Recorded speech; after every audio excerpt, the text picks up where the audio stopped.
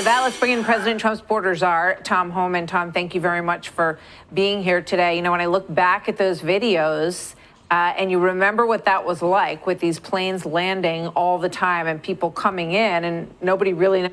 I love doing reports on this guy because Tom Homan is he's so transparent, right? He commends his team. He says who he works for and he understands the mission. Some people think he's doing the right thing, while others think that he's just completely out of his mind and following the wrong leader. That is for the people to determine, so leave your comments below. Let's get into discussion. Let's talk about it. Knowing who they were or where they were headed. Explain to us your hopes for this program. Well, look, and if you look at what the Biden administration did, he gave a free airline ticket to the city of their choice. When they got arrested by the Border Czar, they picked what city they want to go to. Free hotel room at $500 a night, 3 meals a day, free medical. Let me tell you why he's bringing this up, because now it was just released that the U.S. government, the feds, are going to pay people to self-deport. There's an app where people can report to say, hey, listen, all right, I don't want to be detained by ICE. I'm going to turn myself in and you can send me back to my country. That's going to cost about $4,700, right? As compared to about $17,000 as we detain these people in, you know, whether it's the jails, hospital, food shelter, all these things that cost a lot of money. So what he's doing a compare and contrast, saying, hey, listen, the Biden administration was bringing people from other countries here to sanctuary cities, and not only flying them here, giving them choice on where they wanted to go, but giving them vouchers for food, giving them vouchers for hotel, and just literally just taking care of a lot of people. Good, bad, let's get into discussion. Care and work authorization. So we're in the export program. So we're turning the CBP home app, reversing it and sending people home. But the president's right on the cost savings.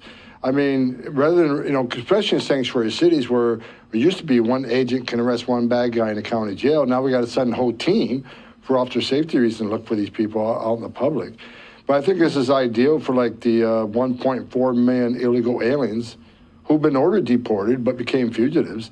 And open up other opportunities. It's going to be an extreme cost savings, first of all, for the right people. And I think it's going to help remove those that want to come back under a legal program. For instance, if you're already deported but you have a U.S. citizen child here, well, someday that child can petition for you. But if we have to formally deport you, that puts mandatory bars against you.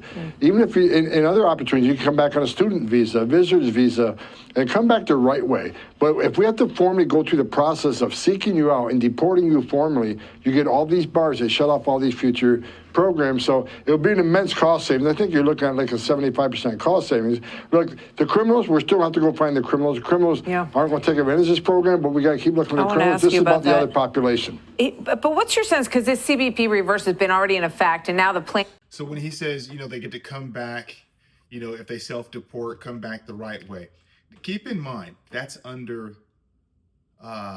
this administration. It's not to say that this isn't going to happen or these opportunities won't exist for other administrations. And that's where we really get a lot of, you know, mixed feelings, because we're in an administration. We have to look towards the future. People may not have the opportunity in the future, or it may be like just a few months ago, right, where we're flying and busing people in, and again, they get to go to whatever sanctuary city they want to go to, and the taxpayer foots that bill. Is it fair? I'm going to say no, because it costs a lot of money, right? And the next thing you know, everything goes up. Your groceries go up in stores because, well, now I know that where I'm at, we had a lot of migrants out here, right, on the corners. They're doing your windows. They are flooding the grocery stores, and as a result, they had to hire security. Now, the stores aren't going to cover that cost. They're gonna pass that cost off to the consumer, which is me. So again, I don't think it's fair, because I don't like paying more for something that should typically cost a little less. I get inflation. I understand that, and we're all going to be subject to pay inflation. But for issues like this, it's not right. It's not worth it. Main thing is a new part of it. But what's your sense of how many people are actually taking advantage of this program, Tom? Last I looked, I think we're at about 7,000 have taken advantage of it, but it's now being pushed out in multimedia settings, especially in the Spanish language, getting the message out that, look, you can leave on your own. We can work with you and get you to leave, or we'll come find you. And So there's about 7,000 people who are self-deporting. We can all anticipate there's going to be more, but how much more? How effective is this going to be? And how much more of a good reputation or bad reputation is it going to go towards Trump, right? Is he going to be able to come back and say, listen, this is how many I got out of the country because of the Biden administration? If you're not subscribed to the channel, we would love to have you on the community. Subscribe, comment, don't forget to like.